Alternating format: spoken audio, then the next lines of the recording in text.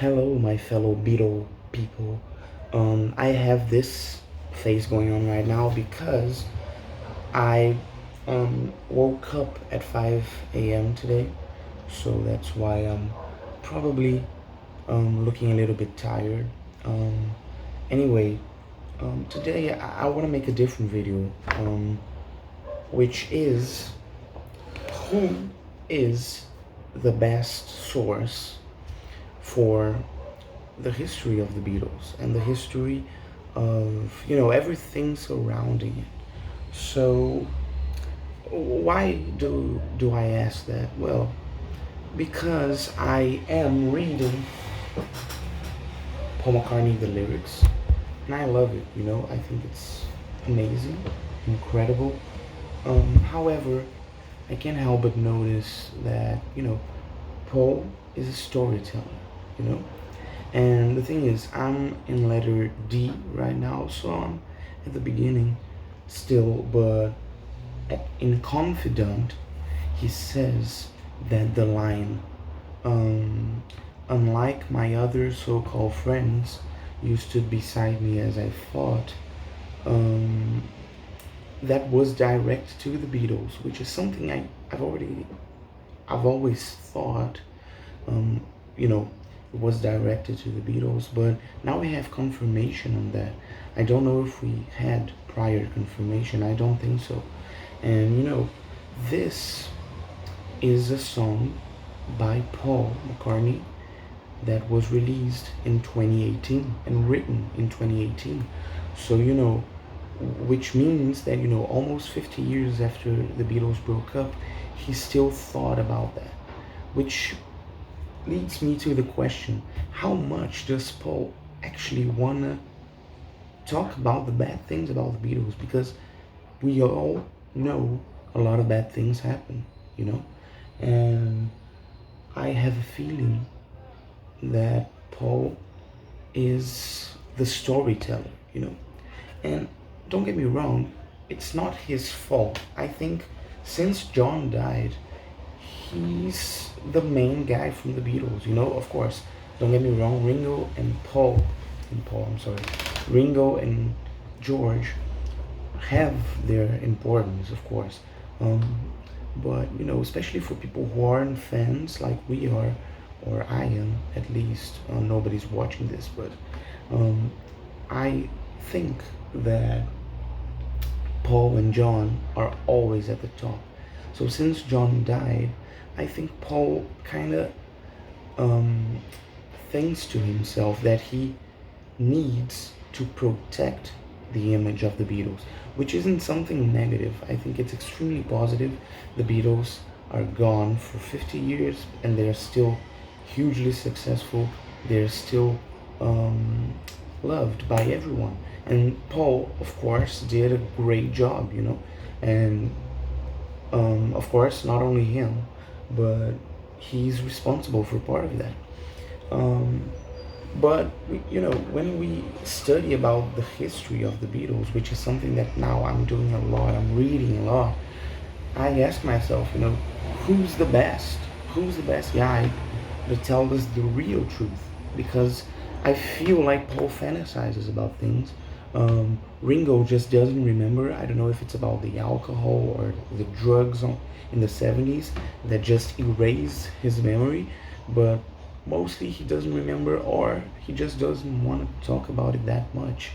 And George, of course, isn't longer with us. Um, but I feel like he didn't like to talk as well, from what I know about him and his personality.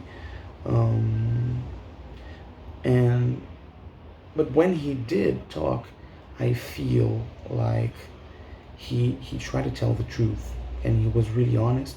And we all know that he didn't quite like the Beatles. He had a resentment for Paul and John. Anyway, I have other books here. This one is Peace, Love, and Sgt. Pepper, by George Martin, and it talks a lot about the production of um, Sgt. Pepper's, which is a story by itself. It's not about the Beatles as people and their relationships. It's more about the album. But I think this book should have more importance, should be considered more important because it's George Martin writing about the Beatles, so I love it. This video is kind of a book recommendation too, because we also have the complete Beatles recording sessions by Mark Lewison. This is the same guy that did the Beatles Tune In, which is a huge book that I'm gonna buy pretty soon for my collection. But this one is incredible. It's from EMI, and it shows everything the Beatles did every single day of their recording career. So for example, if you ask me, oh, what did the Beatles do Wednesday, 6th of April, 1966? Well, they started recording Tomorrow Never Knows, takes 1 and 3. So, and there's a lot of things written, a lot of pictures. Anyway, it's great. So is Mark Lewison the definitive Beatles biographer? I'm not sure because I don't know that much about the Beatles biographers. Of course, there are a lot of them. But I think this is what I truly wanted to say here. Of course, I've not finished with Paul McCartney the lyrics. I've read like 100 pages, and from what I've read, again, I felt like Paul had a really fantasized image of the Beatles, and I haven't got to the songs from the Get Back and Abbey Road period, maybe the White Album. I got actually back in the USSR, and he doesn't say anything from the bad things about the Beatles. He only talks about the good things, and this isn't a criticism to the book. I love it, and Paul should do what he wants and talk about what he wants. But anyway, it's just a comment that I'm asking myself. Confident, really open my mind regarding that. Does Paul have a lot of resentment with the Beatles past? I'm not sure. Maybe so, but he doesn't like to talk about that. That's the most important part of the video, I think. Anyway, what do you think about that? Put it in the comments.